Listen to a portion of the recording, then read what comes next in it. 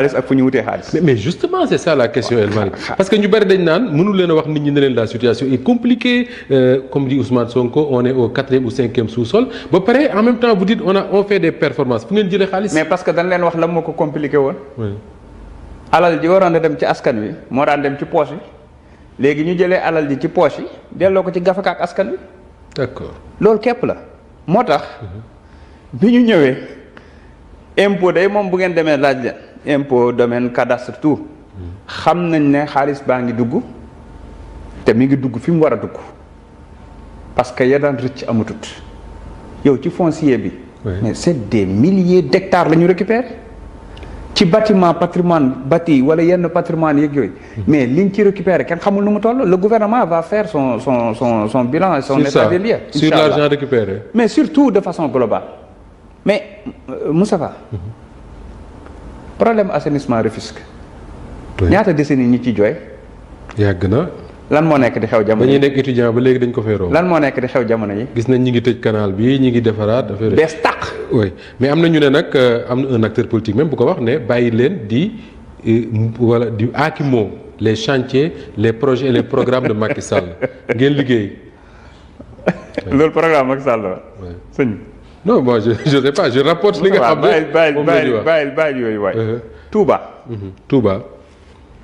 Touba assainissement xoolal lañ nekk di fa def may féliciter encore une fois le ministre de l'hydraulique et de l'assainissement wàllum ndox accès universel à l'eau bi nga xam ne lancé nañu ko nit ñi ñu am déjà le grand transfert.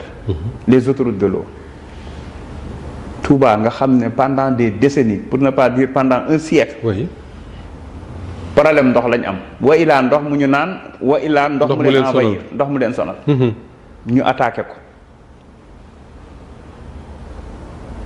sans compter maintenant tous les forages qui sont en train de rétablir de construire partout dans le pays. te Moustapha dëkk bi man Jolof laa jógee dañoo mar ndox comme pas possible. oui. boo déggee l'histoire de Polel.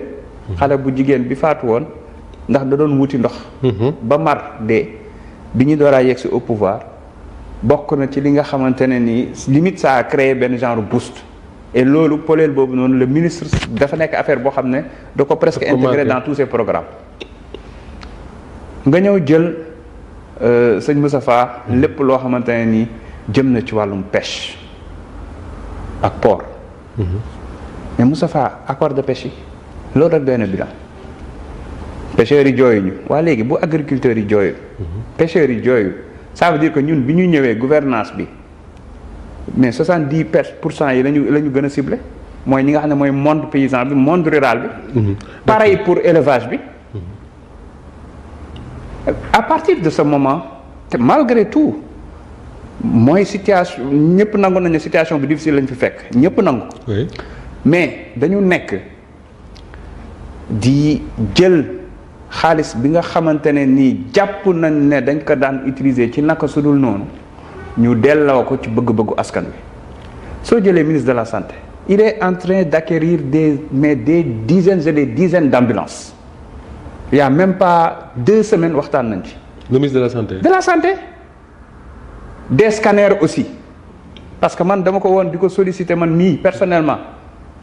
ci ma ñàkkum ambulance boo xamante ni dafa am Jolof. ak scanner ci hôpital bi. mu ne ñu ngi ciy liggéey. non am na yu yegg si sax effectivement. ils sont en train de travailler parce que ñoom chaque fois léegi c'est de la distribution équitable nekkatul rek homme politique yi ñooy yanu yóbbu seen dëkk.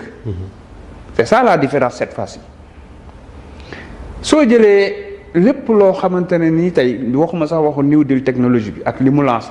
ak tey fiscalité bi ñu commencé def ci numérique bi. mu mën ñu jural xaalis bu dul jeex la digitalisation des procédures entre autres la digitalisation de l'enseignement de l'éducation nationale di travailler sur la digitalisation de tout ce qui est cadastre fiscalité identité numérique léegi tey ministre bi ngeen dégg mu lancé ko parce que identité numérique dafa am solo ñu war ci taxaw. identité numérique mooy lan. mooy Moustapha képp kuy sénégalais.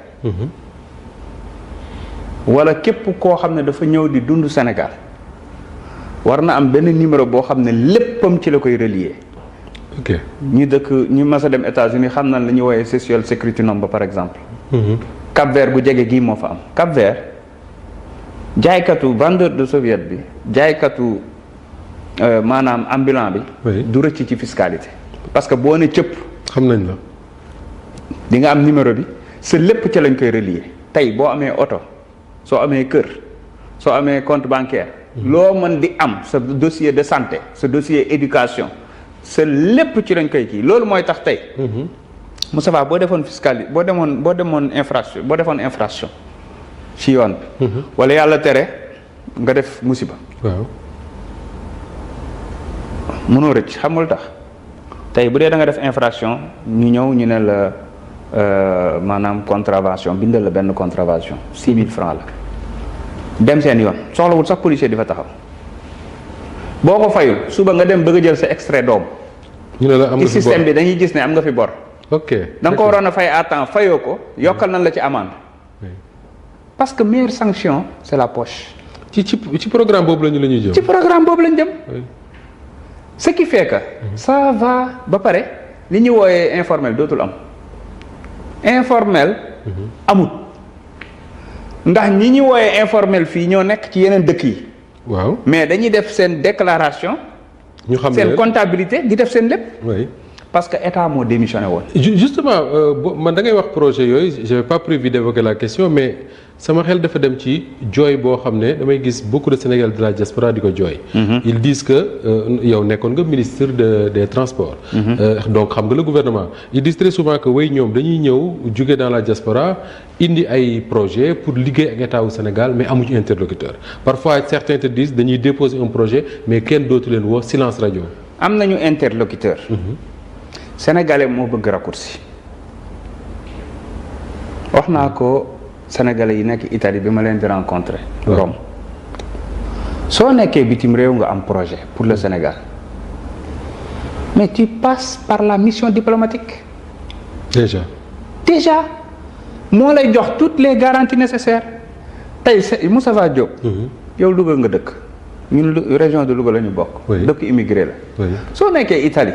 nga am fa sa projet bu mucc ay pour réew mi am fa sa partenaire yaa xayti demal ci ambassade bi nga waxtaan ak ambassadeur bi tegal ko projet bi ci table ji ne ko lii ak lii laa am ñii ñooy partenaires yi lii ak lii mooy yittewoo et cetera. day def benn note diplomatique yónnee ko ministre des affaires étrangères bureau du chiffre. ñu xool ko gis ne lii wàllum énergie le pétrole wa ilaa ñu jox ko premier ministre wala ilaa ñu jox ko ministre bi ko yore. demandeel ko audience mais dañ naan non xam naa Moustapha xam na Birame Souleye mais ça ne marche pas comme ça. D'accord. Il faut aussi ñun ñi nangoo ci toujours ça me permet toujours continuer dans le sens. allez-y. soo jëlee wàllum énergie parce que comme moom laa tudd naa léegi ministre bi. mais Moustapha gis nga ni ñu nekkee di le jeune là ñuy woowee Lamp Fall. oui. Jean-Michel. mu wax ne moom la ñu wax ne day wër di taal. mais Moustapha soo gisee ñi ñëw di réalisation yu gaaw yooyu. c'est parce que dañu renégocier. donc renégocier El Malick renégocier ak gestion bu sobre disons-le comme ça la war a dem fu nekk dem fa mu war a dem mën na régler problème réew mi. mais bien sûr. Moustapha xam nga lu tax ma wax la ko. Jean-Michel parce que dafa négocier. élargir assiette village yi mu waroon a électrifier. oui. Dans le cadre des contrats miniers et cetera il y a beaucoup de permis yu ñu récupérer yoo xam ne gars yi dañ ko jëloon moo xam ci carrière yi la ak ci mines yi attribuer ko de manière opaque les gens n'ont rien investi wala ñi ngay lekk di yóbbu duñ fay dara dañ ci récupérer lu bëree bëri moo tax nga gis ministre bi doon def des visites un peu partout. D'accord. nga jël infrastructure bi nga xam ne man yoroon naa ko. ma fekk fi le programme PSD mais quand j'ai regardé ça ma gis ne lii jaarul yoon ak samay équipe ñu liggéey ci j'ai reçu ñi nga xam ne ñoo indi financement bi di ay anglais lañ ànd ak le ministre de l'Angleterre pour l'Afrique ma woo sama équipe yëpp ñu toog ma waxtaan ak ñoom ne leen nag modèle financement bi c'est ingénieux. Bah. Le programme est très important. Parce que programme spécial de désenclavement dafa viser le Sénégal dans les territoires en profondeur. Connecter territoire yi. C'est extrêmement important. ma ne ko waaye li ñu ci def ci ay wàllum commission frais de charge c'est inexplicable devant le ministre. ma ne ko lii su ngeen xoolee standard mondiaux yi amul fenn. Des commissions frais de charge réunis qui ont atteint 25% au moment où la moyenne normale c'est 4-5%, on passe à 118 milliards minimum de commissions sur un financement de 467 milliards, c'est inexplicable. Parce que 25%. Absolument. Moi, je sais que le ministre avec qui j'avais affaire, il vient du Parti travailliste. Britannique. Ils sont très rigoureux en ce qui concerne l'éthique, le respect des choses. Ci réunion boobu la ñu acté le principe de renégociation. On est retourné, j'ai dit à mes équipes il faut renégocier. ñu waxtaan technique. Première réunion, deuxième réunion ak tubaab yi ñu accepté restituer ñu 25 milliards. Ah oui, restituer delloo. 25 milliards yi du xaalis bu ñuy récupérer. Oui. Dama leen wax ne dañ koy yokk tey. xëy na Kousanaar waroon na am tali amut. nañ ko ci yokk nañ ñu ko jëlal en linéaire soxlawuñu xaalis bi. Ça nous a permis d'avoir 25 milliards de plus yoo xam ne dañ koy calculer en termes de linéaire mu yokk nombre de routes yi. Est-ce que loolu mooy expliquer kon ngay jékki-jékki gis ci réseaux sociaux fu nekk ñu fay wane naan ñi ngi tali fii on est un peu étonné de voir ça. mais xam nga. sëñ Moustapha. oui. gars yi bëggoon nañ liggéey. fournisseurs yi bëgg nañu liggéey. mais boo ñëwee soumissionner appel d'offre nga xam ne marché bi prix normal bi lii la 1000 francs la am ku jaar ca ginnaaw ne la noo def ko 1500. mu wër na ne boo ko deful 1500 doo am marché bi. nga def ko 1500. nga def ko 1500 moom xëy na mu récupérer 300 yi wala 400 yi bàyyi la ak 1100 yi. c'est tentant. looloo waraloon ñooñu entreprise yooyu ñu exiger leen. ñu commencé liggéey yi te enquête ni ñu woowee étude d'impact environnement ak social bi génnul. alors que maanaam balaa ngay xotti mbootu jur doom comme on dit. mais. balaa ngay commencé di tali.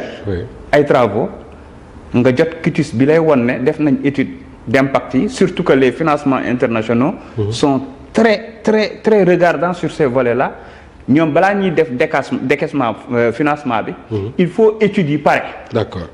alors moo taxoon nga gis yoon yu bëri chantier yi arrêté woon bi ñu ñëwee la ñu accéléré recevoir anglais yi waxtaan ak ñoom ne leen nag étude d'impact yi fokk ñu accéléré ko. moo tax tey yoon yi jógee ay yoonu xombal ak yeneen. yoon yëpp études yi génn. yoon yi reprendre. Très bien alors. pour dire te les négociations continuent su ma ñëwee jël ci wàllum diplomatie. ñu jeexal ci boobu parce que il faut. non c'est important. Le régime Diomaye est en train d'abattre un excellent travail. et tous les ministres ñëpp xam nañ ko kenn toogul di yox yoxe tous les directeurs diplomatie mais ñun Sénégal loo wax dëgg fa yàlla suñu diplomatie. dafa amoon problème at yi weesu. pourtant dañ naan ñun on a une des plus grandes diplomaties du monde. oui mais le problème mooy. dañ ko commencé woon défigurer. le président Diomaye bi mu ñëwee lan la njëkk a def mooy remettre la diplomatie aux diplomates amul fooy dem presque ci àdduna bi. te suñu ambassadeurs yi ñu fa nommé yépp nekkuñu des ambassadeurs de carrière des diplomates de carrière. seen liggéey la. seen liggéey. ñooñu lañ njëkk a teg même ci consul yi sax ñooñu lañ fa teg donte ay waa Pastef gëm nañ ne war nañ mën a nekk ci consul yi. mais dañu jàpp ne mbir mi du question Pastef beneen parti et cetera dañu jàpp ne yenn postes yi ay consul général ay ambassadeur et cetera il faut le donner aux diplomates. mais moom moo tax tey ñoom ñu nekk di liggéeyaat liggéey bu mucc ayib. sous la coordination du ministre Yacine Fall. ba suñu diplomatie nekk di jëlaat maanaam image bi mu amoon di redorer image am. mais beneen bi mooy il y a les codes qui sont cassés en quelque sorte, si je peux l'appeler ainsi. Gis nga monde bi fi mu toll léegi. C'est plus de la diplomatie économique. Oui. De la diplomatie sportive. Oui. De la diplomatie scientifique. C'est moins de la diplomatie classique. te boo demee ci yenn réew yi nga koy comprendre enjeu yi léeg-léeg ma gis sax ñu ne waa ji moom daa mel ni président de la république day dem tournée. oui. nu ñu koy waxee te day dem à l'extérieur di wax ci ay affaires économiques ak wax ci yooyu. turu Sénégal. ba tax parfois dama naa xëy na ñoom ñoo am problème waaye ñun moo amuñu problème. oui. man su may voyager fenn. war a dem dans le cadre parlementaire moo xam UIP la moo xam AFP la moo xam sama homologue invité ma. man su may dem j'y vais dans le cadre de la diplomatie parlementaire certes damay dem parce que war nañu wax ci lépp loo xam ne dafa jëm ci wàllum parlement ci wàllum législation ci wàllum lëkkaloo yi war a am entre les parlements parce que les parlements aussi dañu am légitime boo xam ne peuple bi moo leen fa teg. Oui. te dans beaucoup de pays c'est le régime parlementaire. ñoom ñoo yor dëgg-dëgg le pouvoir. dans beaucoup de mais pays. man su ma demee opportunité boo xam ne mën naa ko indil sama réew. wala contact boo xam ne mën naa ko fa identifier ñëw jébbal ko exécutif. da nga koy def. dama koy def wala rencontre su ma paree bind benn compte rendu yónnee ko président de la république mu jël ko soit mu imputé ko premier ministre mbaa mu ne ma tel jox ko premier ministre. d'accord. la dernière fois bi may dem Émirats arabes unis. parce que fa lañ déggee ne le premier ministre war na fa dem d'ailleurs te yéen yow yaa ko annoncé. bi may dem Émirats arabes unis. pour ci gars yi comprendre rek ñun ci logique bi ñu nekk. dama dem gis ko ma ne ko war naa fa dem. le président. oui. parce que moom moo yor politique étrangère réew mi diplomatie parlementaire day compléter. la politique étrangère ma ne ko war naa fa dem mais je dois rencontrer le ministre des affaires étrangères chargé de la coopération africaine. parce que kooku moom lañ dénk uniquement la coopération africaine. c'est un secrétaire d'État. te xalaat naa ne war naa fa aborder des questions économiques à la suite de votre visite d'État là-bas. d'accord. mu ne ma jëlal DG Fonsis ngeen ànd DG Fonsis dina ko defal compte rendu oui. lan lañ fa jot a am lan maanaam pas am balaa gaa yaakaar ne xaalis mais luñ fa jot a liggéey pour Sénégal. loo xam ni day jàppale exécutif bi day préparer visitu président Sonko ba ma fa jugee